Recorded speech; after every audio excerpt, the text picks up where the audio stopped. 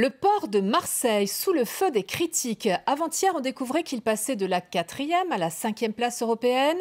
Hier, la Cour des comptes a dénoncé dans son rapport les impacts des grèves, des salaires trop élevés également.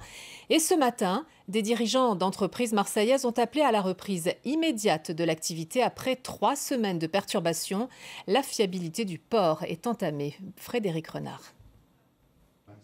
Selon les principaux acteurs économiques de la région, le capital confiance du port de Marseille-Fos est épuisé.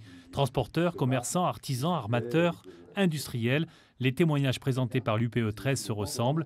Les clients se détournent de Marseille pour Barcelone ou Anvers. J'étais encore à Shanghai la semaine dernière et j'ai demandé à tous mes fournisseurs de changer la destination. J'ai demandé à notre transitaire de dévier le trafic sur Anvers. L'impact est financier.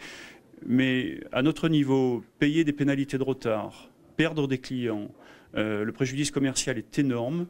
On a préféré avoir un surcoût au départ d'Anvers plutôt que d'avoir un préjudice financier colossal, quoi. 60 jours de grève en 2010, 210 escales annulées, les conflits sociaux font le jeu des ports européens et Barcelone profite de la situation. Ils ont développé une navette ferroviaire entre Lyon et Barcelone.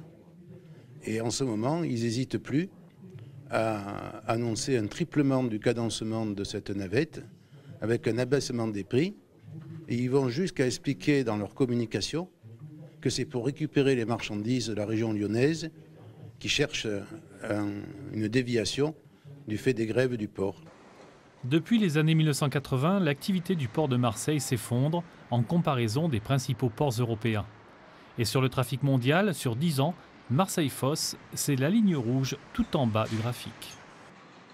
Quand Marseille augmente de 3%, Anvers augmente de 13%, Rotterdam de 16%, Barcelone d'environ plus de 10%.